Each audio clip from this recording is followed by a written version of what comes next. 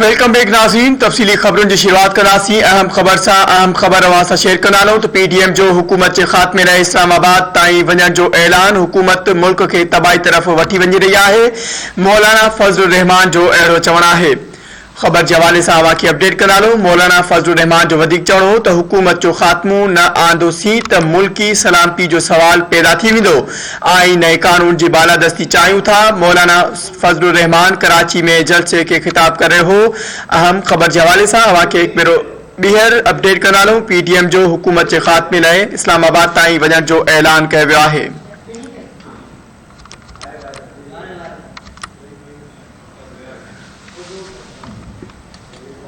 हुकूमत मुल्क के तबाही तरफ वठी वञी रही है। मौलाना फजलुर रहमान जो अहिड़ो चवणु आहे।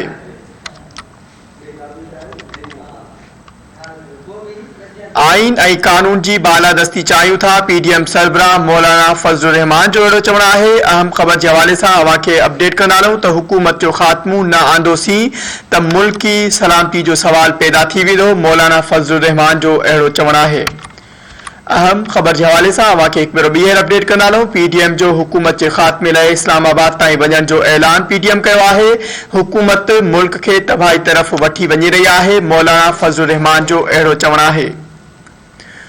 मौलाना फजलुर रहमान जो वधिक चवणु हो तो हुकूमत जो खात्मो न आंदोसीं तो मुल्की सलामती जो सवाल पैदा थी वेंदो। वधिक चवणु हो तो आईन ऐं कानून की बालादस्ती चाहियूं था। पीडीएम सरबराह मौलाना फजलुर रहमान कराची में लगल धरने के खिताब करण दौरान उनजो अहिड़ो चवणु हो। तफसील मालूम करासी। धरती टीवी कराची जो सीनियर रिपोर्टर शब्बीर लाशारी असां सां लाइन ते मौजूद है। जी शब्बीर, अपडेट कजो, वधिक छा तफसील आहिनि? जी बिल्कुल। पीडीएम तरफा कराची रीगल चौक ते लगल एहतजाजी मुज़ाहिरे के खिताब कंदे पीडीएम सरबराह मौलाना फजलुर रहमान चयो आहे त जेकॾहिं हुकुमराननि मां जिंद न छुटी तो हू इस्लामाबाद तरफ़ मार्च कंदा। मौलाना फजलुर रहमान जो चवणु हो त जंहिं मुल्क में चूंडूं चोरी थियनि उन मुल्क जे अवाम खे महांगाई जहिड़ा मसइला दरपेश हूंदा। उनजो त हिन वक़्तु जेका सियासी क़यादत आहे उनखे पंहिंजो किरदारु अदा करणु घुरिजे। ॿी तरफ़ मुल्क अना की तरफ़ हलियो वेंदो। उनजो हिन वक़्तु क़ौम ऐं मुल्क खे बचाइण लाइ समूरी जेका सियासी क़यादत आहे उनखे हिकु पेज ते अचणो पवंदो ऐं ही जेके नाअहल हुकुमरान आहिनि उन्हनि मां जिंद छॾाइणी पवंदी। मौलाना फजलुर रहमान जो चवणु हो त चूंडनि खां पहिरीं हुकुमराननि जेके ॻाल्हियूं कयूं हिन वक़्तु समूरनि वाइदनि जे उबतर थिए पियो ऐं अवाम खे महांगाई जी चकी में पीड़ियो पियो वञे। जेके मुल्क जा इदारा आहिनि उन्हनि खे बि पंहिंजनि ग़लतियुनि जो एतिराफ़ करे ऐं उन्हनि जो अज़ालो करणु घुरिजे। जी शब्बीर लाशारी अपडेट करण लाइ अवां जी वॾी महिरबानी। नाज़रीन, शब्बीर लाशारी असां खे अपडेट कर रहियो हो। अहम खबर के हवाले से अवां खे अपडेट कंदासूं तो पीडीएम जो अॼु कराची में यो लगल धरणो हो जॾहिं त पीडीएम हुकूमत के खात्मे लाइ इस्लामाबाद ताईं वञण जो ऐलान करे छॾियो आहे। हुकूमत मुल्क के तबाही तरफ़ वठी वञी रही है। मौलाना फजलुर रहमान जो अहिड़ो चवणो हो हुकूमत जो खात्मो न आंदोसीं तो मुल्की सलामती जो सवाल पैदा थी वेंदो। मौलाना फजलुर रहमान जो धरने के खिताब करण दौरान अहिड़ो चवणु हो। मौलाना फजलुर रहमान जो वधिक चवणु हो तो आईन ऐं कानून की बालादस्ती चाहियूं था। अहम खबर के हवाले से अवां खे अपडेट कर रहिया आहियूं। पीडीएम जो हुकूमत के खात्मे लाइ इस्लामाबाद वञण जो पीडीएम ऐलान करे छॾियो आहे। हुकूमत मुल्क के तबाही तरफ़ वठी वञी रही है। मौलाना फजलुर रहमान जो अहिड़ो चवणु हो। नाज़रीन, इस हवाले से वधिक तफसील मालूम कंदासीं। धरती टीवी कराची जो रिपोर्टर शहमीर गाडई असां सां लाइन ते मौजूद है।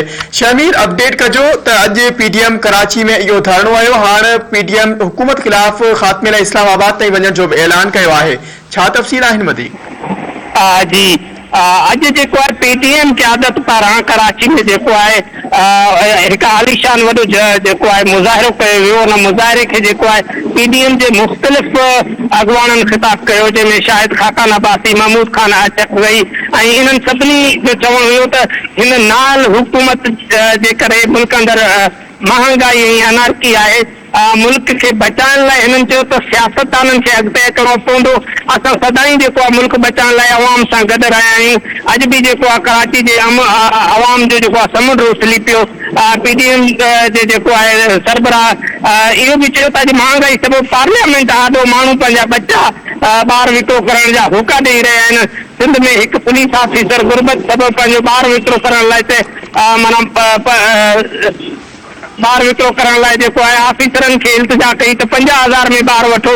सिंध अंदरि हिन जो चवणो त ज़हर ॾेई माण्हू पंहिंजा बचा ख़तमु करे पाण बि ख़ुदकशियूं करे रहिया आहिनि।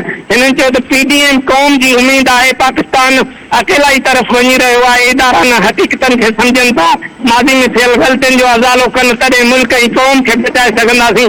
PDM मुल्क जी बका जी जंग विढ़ी रही आहे। हिननि चयो त असां तॾहिं सुरखुरू थींदासीं जॾहिं हुकुमराननि खे जेको आहे घर भेड़ो करे ऐं असां आवाम जे ॾाढो सुरखुरू थींदासीं। जी शामीर अपडेट करण लाइ अव्हां जी वॾी महिरबानी। नाज़रीन, शामीर गाॾे खे अपडेट अवां सां अहम ख़बर शेयर करियासीं। PDM पारां लॻल धरणे खे PDM सरबराह मौलाना फज़लुर रहमान ख़िताब कयो, जंहिं जे हवाले सां अवां खे अपडेट करे रहिया हुआसीं।